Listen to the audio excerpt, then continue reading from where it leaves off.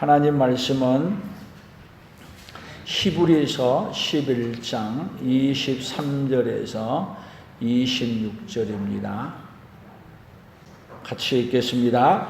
믿음으로 모세가 낳았을 때에 그 부모가 아름다운 아이임을 보고 석 달 동안 숨겨 왕의 명령을 무서워하지 아니하였으며, 믿음으로 모세는 장성하여 바로의 공주의 아들이라 칭함 받기를 거절하고 도리어 하나님의 백성과 함께 고난 받기를 잠시 죄악의 낙을 누리는 것보다 더 좋아하고 그리스도를 위하여 받는 수모를 애굽의 모든 보화보다 더 큰 재물로 여겼으니 이는 상 주심을 바라봅니다. 아멘.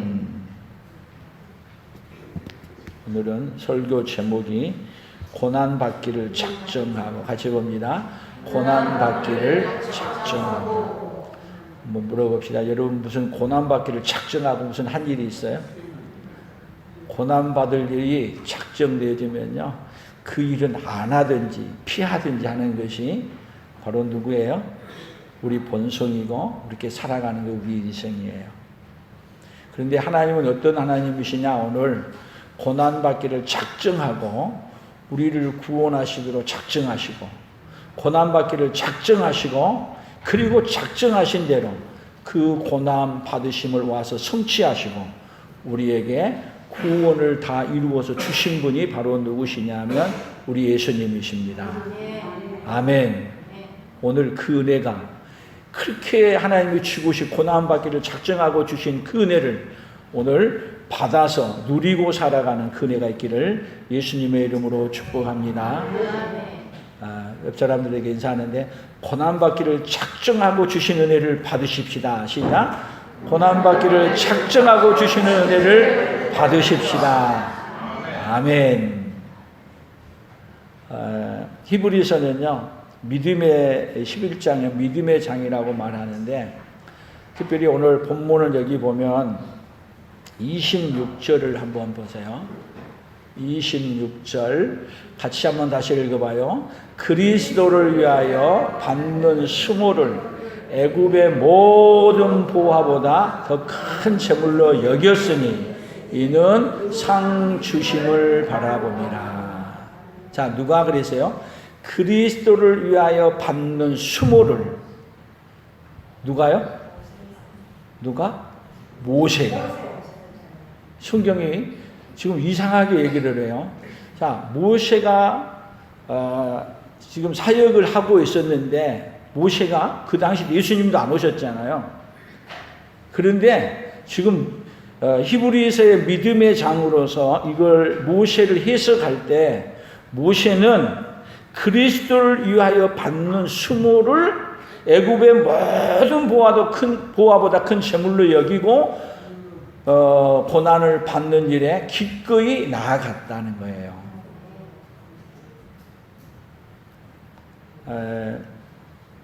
자, 우리 이달에 의지력을 얘기하는데요.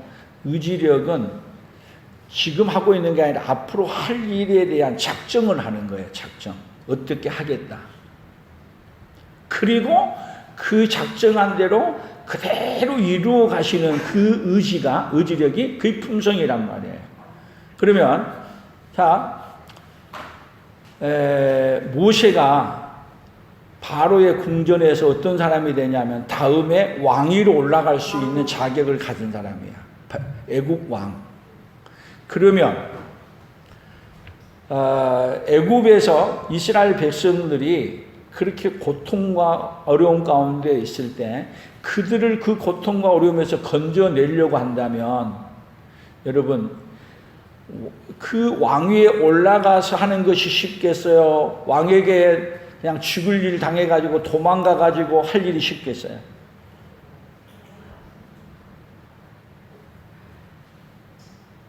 아니, 애굽의 왕이 되면은, 애굽의 왕이 돼서 그 다음에 이스라엘 백성들을 뭐 하지 않으면요, 박해하는 걸 끝내면 되잖아요. 그러면 어디를 도와줄 수 있어요? 이스라엘 사람들을 도와주고 구출할 수 있는 거 아니에요. 안 그래? 그 생각은 안 해보셨어요? 그런데 모세는 뭐를 선택했다는 얘기냐면요, 애굽의 왕위에 올라가는 거 다 버리고, 그리고 뭔 일을 택했냐? 애굽 왕에게 오히려 미움을 받고 도망가는 자리에, 그 자리를 선택하고, 그리고 수모를 당해가면서, 그리고 그 이스라엘 백성을 어떤 방법으로 구원해내냐 하면 하나님의 방법으로 구원해낸 이 길을 택했다는 거예요. 뭐 하는 게 훨씬 쉬운데? 어떤 사람이 교회가 많이 어렵고 뭐 하니까 나는 주일날도 예배 안 드리고 또 나가서 돈 버는 일, 죄를 짓든 어쨌든 돈 버는 일을 많이 돈 벌어가지고 교회를 도와주겠다. 어려운 사람을 도와주겠다. 그렇게 하는 것이 하나님의 일이다. 그렇게 생각하고 그렇게 일하면 잘한 걸까요? 못한 걸까요? 우리는 생각을 그렇게 할 수가 있어요. 그러나 하나님은 하나님의 방법으로 하나님의 교회를 이루어가고 하나님의 방법으로 하나님 나라를 이루어가는 것이지 우리 인간의 이런 머리를 쓰고 장깨로 인해 가지고 이루어가지 않는다는 거예요.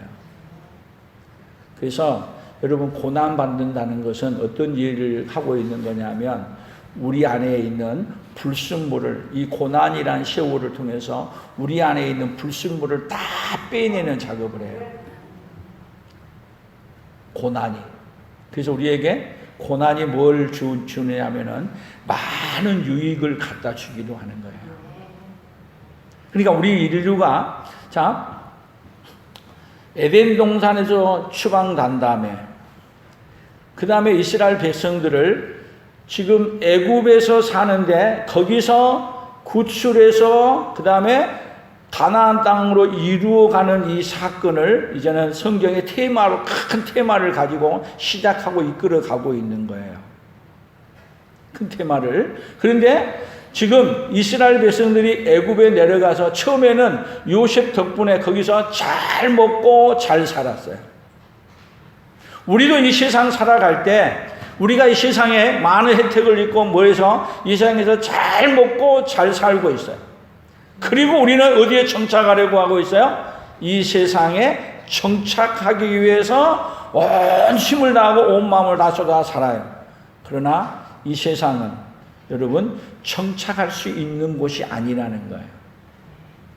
여러분, 이 세상은 장차 우리가 떠나야 될 세상입니다. 아무리 잘 갖고 나도, 아무리 부와 영광을 다 가졌다 하더라도 여러분, 우리 인생은 뭐냐? 나그네 인생입니다. 어떤 인생이에요? 다 두고 떠나가야 될 인생.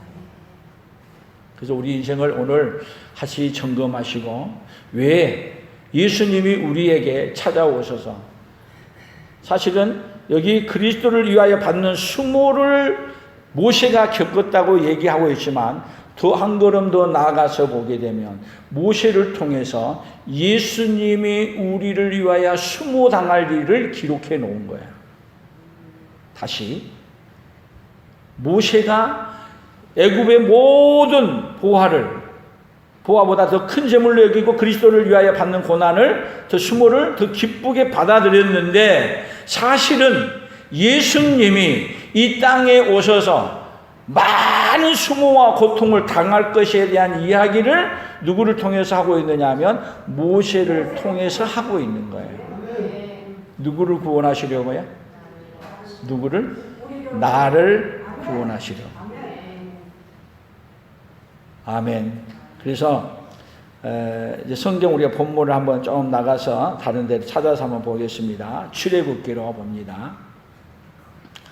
출애굽기 1장 19절 같이 읽어봅니다. 산파가 바로에게 대답하되 히브리 여인은 애굽 여인과 같이 아니하고 건장하여 산파가 그들에게 이르기 전에 해산하였더이다 하매 22절 그러므로 바로가 그의 모든 백성에게 명령하여 이르되 아들이 태어나거든 너희는 그를 나일강에 던지고 딸이거든 살려두라 하였더라. 자, 히브리 3파가요. 히브리 3파에게 처음에는 애굽왕이 명령했어요. 남자면 죽이고 여자면 살리라.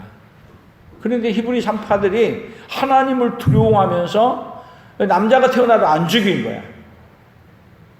그래서 왕이 누구를 불렀냐면은 이 3파들을 불러서 너희들 왜 안 죽이냐? 내 명령을 어기냐? 그때 이 3파들이 하는 말이 애굽 사람들하고 달라가지고 이스라엘 사람들은 건장해서 와서 봐줄라 했더니 얘기를 놔버렸습니다. 벌써 놔버리면 어떻게 죽입니까? 그래?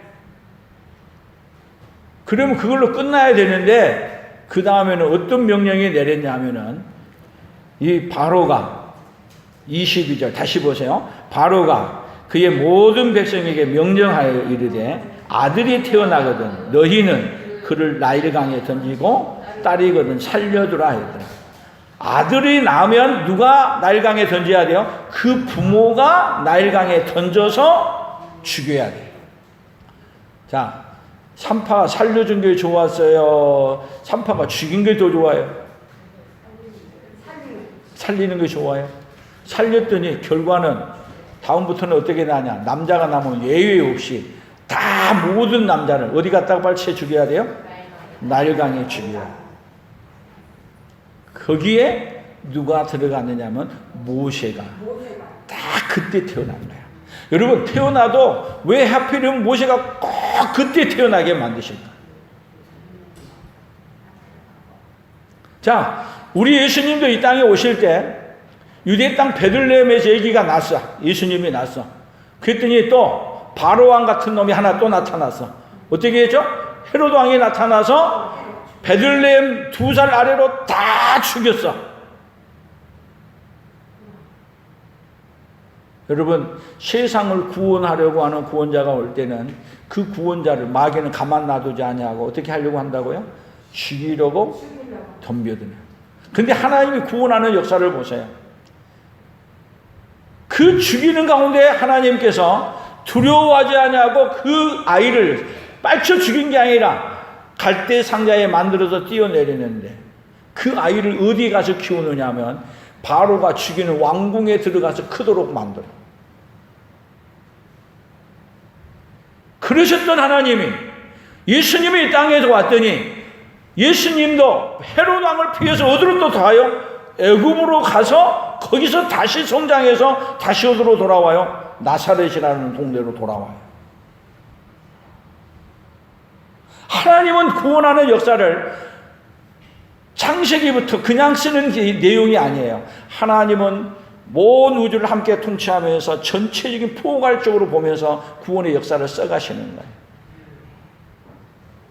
그래서 하나님은 모세를 애굽 왕궁에서 왕위에 올라갈 수 있는 저류의 찬조인데도 불구하고 그 모든 것을 배설물처럼 여겨버리고 고난받기를 수모당하는 것을 작정하고 이스라엘 백성과 함께 고난받는 데로 들어가는 거예요.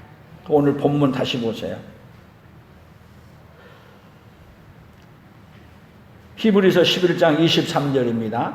믿음으로 모세가 났을 때에 그 부모가 아름다운 아이임을 보고 석 달 동안 숨겨 왕의 명령을 무서워하지 아니하였으며 믿음으로 모세는 장성하여 바로의 공주의 아들이라 칭함을 거절하고 도리어 하나님의 백성과 함께 고난받기를 잠시 죄악의 낙을 누리는 것보다 더 좋아하고 하나님의 백성과 함께 고난받기를.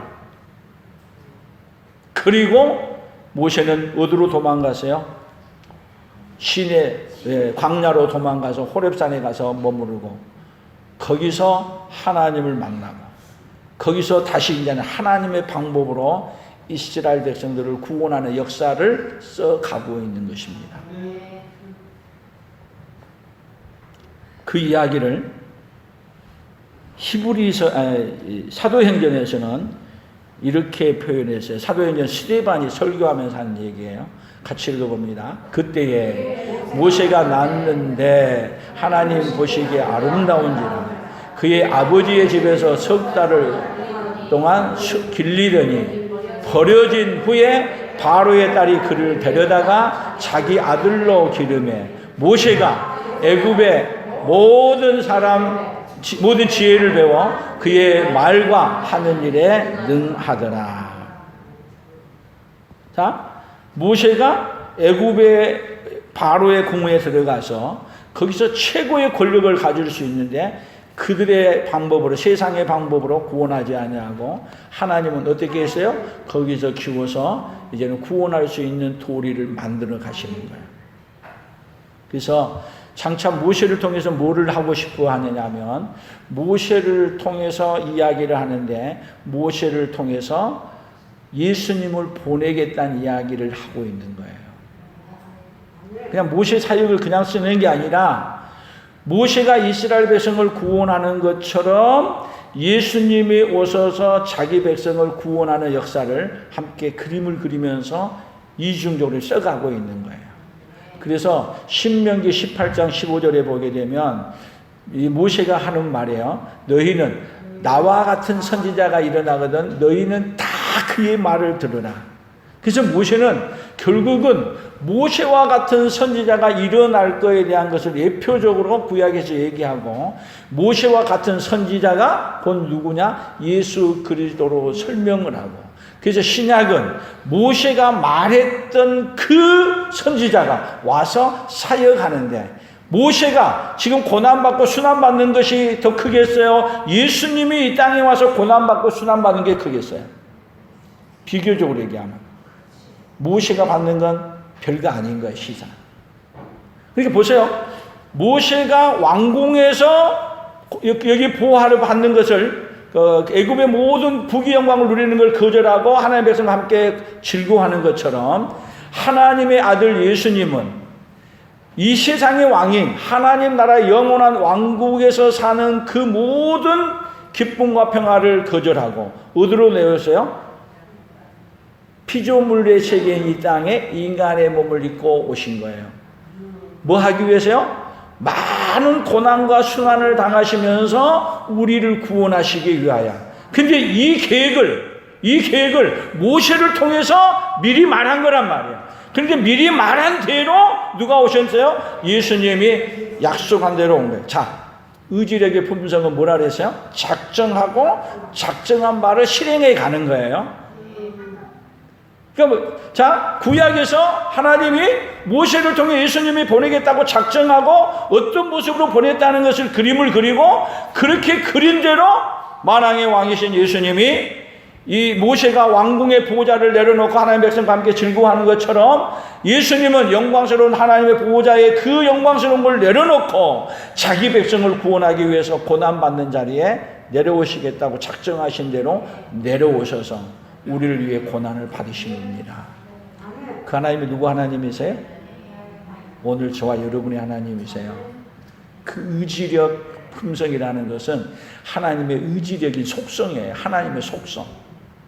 그래서 이제 마태복음에서 직접적으로 예수님이 이 땅에 오셔서 자기 할 일을 알려드려요.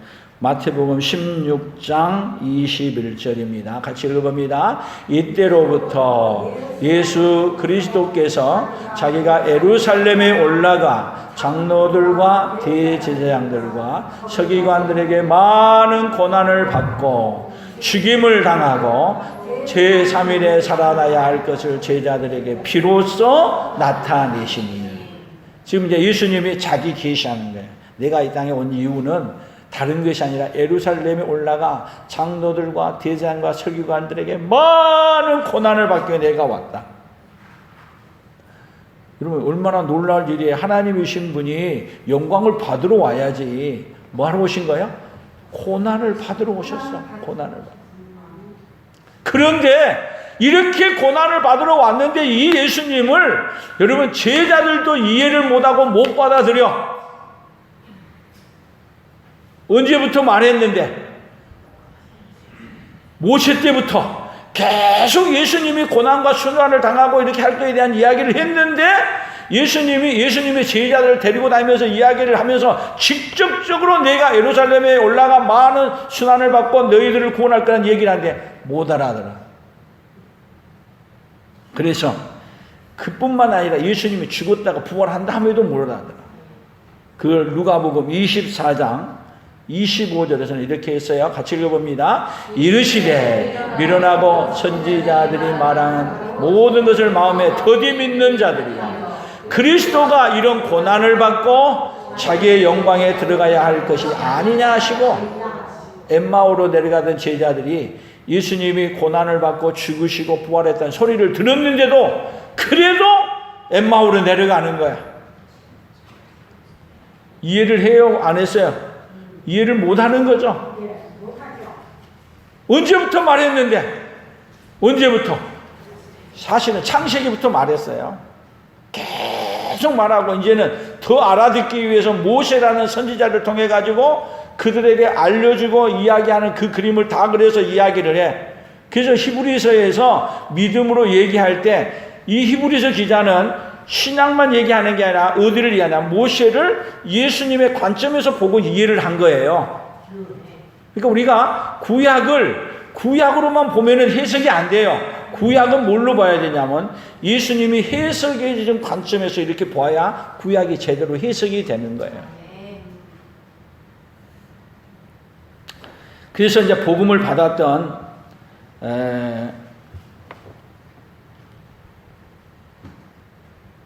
누가복음 24장 46절 더 봅니다. 또 이르시되 이같이 그리스도가 고난을 받고 제3일에 죽은 자 가운데서 살아날 것, 또 그의 이름으로 제사함을 받게 하는 회개가 예루살렘에서 시작하여 모든 족속에게 전파될 것이 기록되었으니 너희는 이 모든 일의 증인이라. 그래서 예수님이 이제는 마지막에 이런 내가 고난을 받고 했다는 것에 너희들 다 보았고 증인이지, 이것을 어디에다 정해라? 온 세상에 전하면서 하라라. 그래서 사도행전에 가게 되면 이 소식을 받았던 사도 바울이, 처음에는 사도 바울도 못 받아들였어. 그래서 예수님을 믿는 사람들을, 예수를 박해하는데 예수를 만난 다음에 그가 삶이 전환되면서 바뀐 내용을 전도하면서 이렇게 표현했어요. 사도행전 26장 22절 23절을 봅니다. 하나님의 도우심을 받아 내가 오늘까지 서서 높고 낮은 사람 앞에서 증언하는 것은 선지자들과 모세가 반드시 되리라고 말한 것밖에 없으니 곧 그리스도가 고난을 받으실 것과 죽은 자 가운데서 먼저 다시 살아나사 이스라엘과 이방인에게 빛을 전하시리라 함이니라 하니라. 지금 사도 바울이 많은 높은 사람 앞에 가가지고 지금 증언하면서 이야기하는 거예요. 그리스도가 고난을 받고 죽고 부활하셔서 다시 살아나서 천국을 알려줬다는 것을 내가 어디로부터 설명을 해서 했냐면 모세로부터 해서 이야기를 쭉 설명해 가면서 이야기를 해주는 거예요. 그러니까 여러분, 예수님이 순환받으시고 고난받으신 것은 어느 날 갑자기 와서 순환받으시고 고난받으신 게 아니라 언제부터요? 하나님이 타락한 인생들을 구원하시기 위해 작정하면서부터, 그때부터 하나님은 예수님을 보내서 순환받으시고 고난받아서 우리를 구원하기로 위한 그 작정을 하신 거예요. 그래서 우리 칼빈주의 신학에서는 하나님이 우리를 예정한 우리를 위해서 작정하시는 거예요. 그리고 그 아들을 보내시기로 작정하시고, 그리고 그 자들을 위해서 죄값을 치르시기로 미리 얘기한 거예요. 미리 얘기한 대로 우리 예수님 오셔서 어떻게 했어요? 그대로 성취했어요. 믿음은 무엇입니까? 믿음은 우리 예수님이 이렇게 작정하시고 다 이루어졌다는 것을 받아들이는 것이 믿음이에요. 아멘. 그러면 우리는 이 의지력의 품성은 어떻게 나아가야 되냐면, 의지력은 우리가 그 하나님의 뜻을 이루기 위한 것이 아니라 하나님이 그 이루어 놓은 것을 받아들인 것을 우리 남은 생애 동안 다른 세대에, 다른 사람에게 전해주는 대로 우리의 품성은 의지력으로 달려가는 거예요. 아멘. 그 이야기를 로마서에서 다시 설명을 합니다. 같이 읽어봅니다. 로마서 8장 17절입니다. 자녀이면 또한 상속자 곧 하나님의 상속자요 그리스도와 함께한 상속자니 우리가 그와 함께 영광을 받기 위하여 고난도 함께 받아야 할 것이니라. 생각건대 현재의 고난은 장차 우리에게 나타날 영광과 비교할 수 없도다. 자, 우리가 그리스도와 함께한 상속자가 되었어요. 예수님과 함께한 상속자. 그러면 우리가 그와 함께 영광을 받기 위하여 우리도 뭐를 받느냐면 함께 고난도 받는 자리에 가야 한다. 그런데 우리가 장차 받을 이 영광은 우리가 받을 고난과 비교할 수가 없다. 아멘. 그러니까 이제는 여러분 우리는 구원 받기 위한 고난이 아니고 구원 받은 것은 그냥 받은 거예요. 받은 거. 아멘. 받아서 이제는 그 은혜를 누리고 그 은혜를 전해주는 자로 달려가는 길로 간단 말이에요. 우리가 구원을 이루는 일은 아니에요. 누가 다 이루었어요? 예수님이 오셔서 고난을 다 당하심을 완성하고 이루어 놓았어. 우리의 믿음은 예수님이 다 이루어 놓은 것을 아멘 하고 받아들인 거예요. 받아들인 사람의 특징이 뭐냐? 받은 은혜가 너무 크기에 나 홀로만 갖는 게 아니라 이 은혜를 나눠준 대로 우리가 달려가는 거예요. 그런데 하나님은 당연히 나눠야 될 걸 나눔에도 불구하고 나눈 자에게, 나누기 위해서 고난을 받는 자에게 장차 하나님이 비교할 수 없는 하나님의 영광을 누구에게 주겠다? 오늘 우리에게 주겠다는 거예요. 우리는 구원을 받기 위한 고난이 아닙니다. 가톨릭은 구원을 받기 위한 고난으로 달려가고 있어요. 그러나 우리는 예수님이 고난을 받음으로 구원은 이루어졌어요. 그런데 우리는 뭐를 하는 거예요? 이 은혜를 전해주기를 위해서 달려가는 고난을 당하는 거예요. 그래서 이 일에 사도 바울은 어떻게 달려갑니다. 고린도후서 1장 4절입니다. 같이 읽어봅니다. 우리의 모든 환난 중에서 우리를 위로하사 우리로 하여금 하나님께 받는 위로로서 모든 환난 중에 있는 자들을 능히 위로하게 하시는 이시로다. 그리스도의 고난이 우리에게 넘친 것 같이 우리가 받는 위로도 그리스도로 말미암아 넘치는도다. 아멘. 그러니까 이제는 우리 이 세상 살아가는 건요 다 환난과 고통 가운데 살아가요. 예수를 안 믿으면 고통을 당하는데 소망도 없이 고통을 당하는 거예요. 그런데 예수 그리스도를 믿고 우리가 구원을 받는다면 여러분 어떤 고난도 어떤 환난도 예수님이 오면 위로가 될 수 있어요. 왜 그러냐? 그리스도의 고난이 우리에게 넘친 것 같이. 여러분 그리스도의 고난이 여러분 삶 속에 넘치십니까? 여러분 이 고난은요 그냥 넘치는 게 아니라 그리스도의 고난이 너에게 넘친다는 것은 다시 얘기하면 이 은혜를 받아들이고 이 은혜를 내가 전해주려고 하다가 보니까 고난이 오는 거야. 뭐가 하자면 내가 받아들인 데는 고난 오지 않아요. 아멘, 아멘 받아들인 데는 고난이 안 와요. 그런데 그리스도의 고난이 우리에게 넘친 것 같다는 말은 그걸 받고 그 은혜가 너무 커서 그 은혜를 전해주려고 하니까 초대교회요. 예수 믿으니까 재산을 뺏겨. 예수를 믿으니까 직장에서 쫓겨나. 예수를 믿으니까 잡아서 갖다가 감옥에 집어넣어. 누구로 말미암아 오는 거예요? 예수님 믿기 전에 안 왔어. 유대교에서 이 종교 예수를 바꾸고 그랬더니 사도 바울이 예수를 믿었더니 집안에 가족에서 쫓겨났어. 그래서 가는 곳마다 유대인들이 사도 바울을 죽이려고 그래. 그래서 예수 믿는 것 때문에 수없이 많은 고난이 밀려오고 닥쳐오는 거야. 아멘.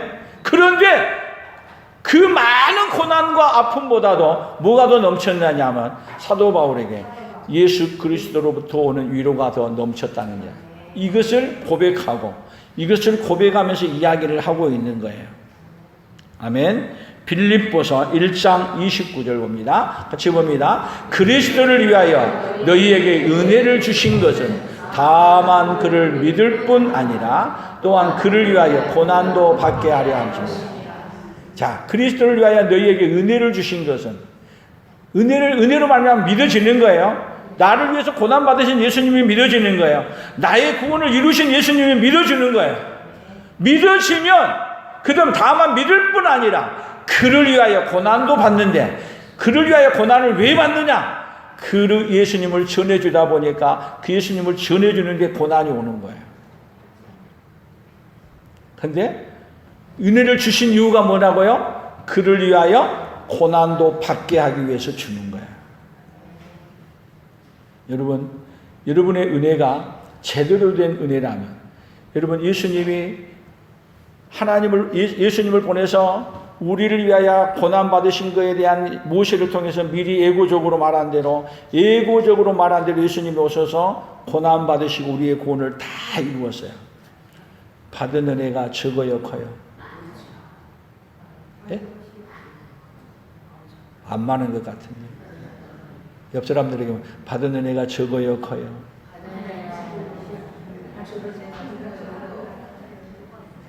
여러분 크게 느껴지십니까? 아니, 나는 어떤 죄인이냐면요, 이미 정죄되었고 그 정죄의 대가로 죽음이 찾아오고 그 정죄의 대가로 지옥이 형벌이 결정된 자야.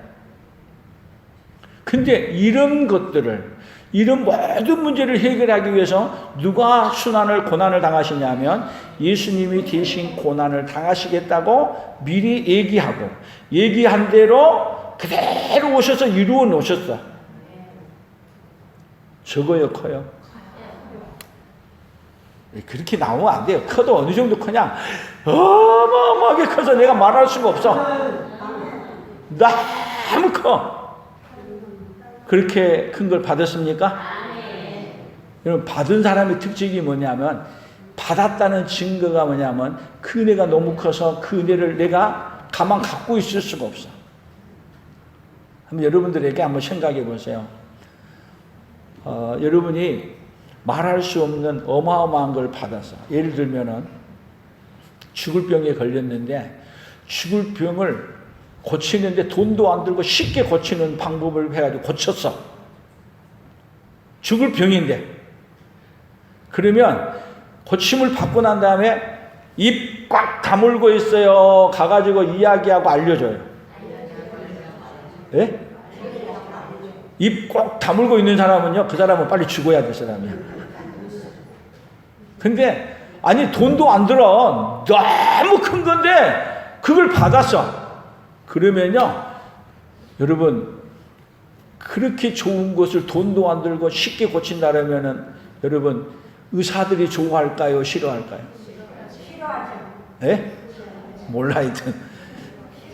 제가 요즘 병원 다니면서 보니까 병원은 가면은 계속 병원 오게 해야 되고, 약을 한번 먹으면 한 번 먹고 고치는 약이 아니라 평생 먹게 만드는 약을 안 만들면 그 제약가 이상 망해. 병도 계속 병원에 오게 만들어야 돼. 그래야 병도 살아, 병원도. 그런데 병원에도 안 가고 쉽게 고친다는 걸 알고 그것을 떠들고 이야기하고 온 세상에 알리면 의사들이 가만히 있을까? 쉽게 얘기하면 내가 쉽게 해서 얘기한 거예요. 그렇게 되면요, 의료행위 했다고 내가 잡혀갈 수도 있고, 알려주면은 그 알려준 것 때문에 내게 어려움이 올 수도 있어요. 예를 들어 말하는 거예요. 예를 들어. 그럼에도 불구하고 은혜를 입은 사람 가만히 있을 수 있어요? 가만히 있을 수 없어. 말을 해. 가서 내가 이렇게 큰 은혜를 입어 놨다고. 여러분, 이 이야기를 제가 여러분들에게 너무 어렵게 쉽게 얘기한다고 얘기했는데, 여러분, 우리 인생에 죽음의 문제, 지옥의 문제, 죄의 문제 해결할 방법이 없어. 근데 예수님이 오셔서 다 한 번에 해결하고, 한 번에 해결한 것을 우리에게 그냥 줬어. 아니, 줬다니까요. 받았어요, 안 받았어요? 근데 여러분이 받아놓고 나는 나만 받았어. 그리고 말 안 해.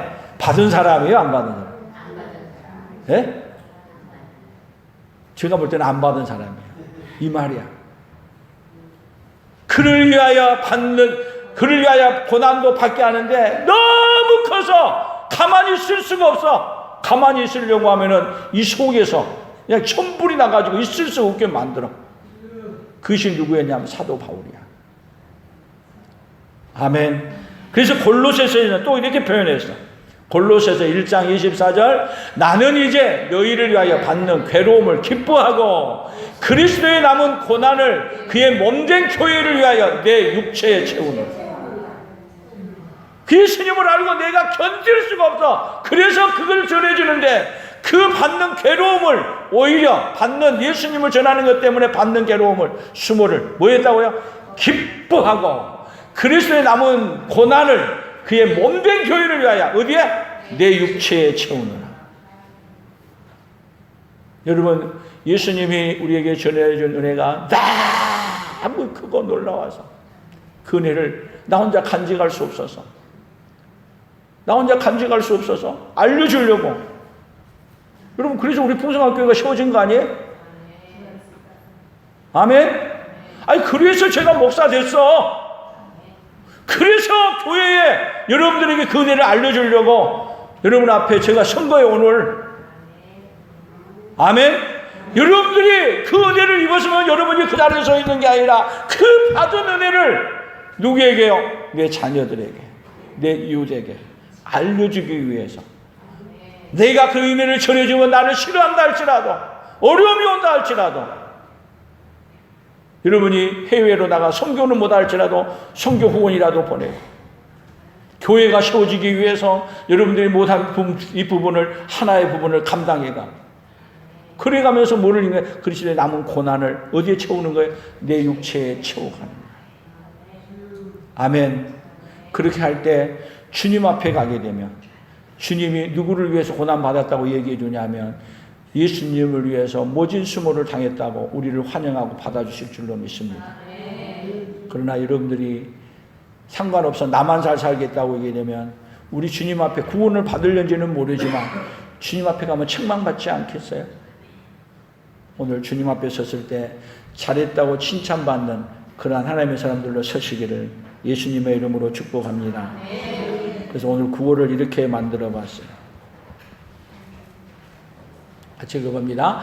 의지력에 품성이 없으면 고난이 닥쳐오면 중단하고 포기하지만 의지력에 품성이 있으면 고난이 닥쳐와도 이루기로 작정합니다. 모세도 고난이 닥쳐와도 그 예수님을 통해 이룰 것을 바라보면서, 그래서 모세는 결국은 출애굽시키고 성막을 짓고 모든 것 다 하면서 모세는 히브리서 기자가 얘기한 것처럼 그리스도가 받을 수모를 얘기하고 예수님이 오셔서 구원할 것에 대한 것을 다 모세는 미리 하나님이 주신 계시로서 이해하고 그 일을 계획한 거예요. 그리고 예수님이 오신 다음에 다 모든 것을 지나간 다음에 히브리서 기자는 다시 정리해서 모진 고난과 수치를 누구를 위해서 당하셨다? 우리를 구원하시기 위해 당하셨다는 걸 설명해주고 우리에게 알려주는 거예요. 그 예수님으로 말미암아 여러분들도 이제는 그 예수님을, 은혜가 너무 커서 어떤 고난이 닥친다 하더라도, 닥쳐와도 주님이 주신 은혜를 전해주기로 작정하는 하나님의 사람들로 서기를 예수님의 이름으로 축복합니다. 하나님 아버지 감사합니다. 하나님께서는 우리에게 그렇게 큰 은혜를 입혀주시고 그렇게 놀라운 은혜를 하나님 아버지 입었기에 그 은혜를 이제는 입 다물고 있는 자가 아니라 온 힘을 다해 우리의 생명에 닿는 그날까지 그 큰 은혜를 전해주는 자로 달려가는 자로, 아버지 하나님 고난이 닥쳐와도 아버지 하나님 우리가 전해주기를 포기하지 아니하고 어려움이 닥쳐와도 아버지 어려움 그 문제를 뛰어넘어서 아버지 하나님 함께 고난받는데 함께 복음을 전해주는 대로 달려가는 대로 하나님 나아가는 우리 풍성한 모든 가족들이 되도록 복을 내려 주시옵소서, 역사하여 주시옵소서. 예수님의 이름으로 기도 올리옵나이다. 아멘. 1절만. 지금은 우리 주 예수 그리스도의 은혜와 하나님 아버지의 만극하신 사랑하심과 성령 하나님의 교통하시고 위로하시고 함께하심의 역사가 오늘 의지력의 품성을 가지고 우리를 위하여 고난받기로 작정하시고 찾아오셔서 우리의 구원을 다 이루어 주시고 이 은혜를 받아 이 은혜를 이제는 전해주며 살기로 다짐하며 돌아가는 사랑하는 성도들 위해, 사랑하는 성도들의 생업예와 우리 풍성한 교회와 대한민국과 선교사들의 사역 위에 이제로부터 영원토록 함께 있을지어다. 아멘.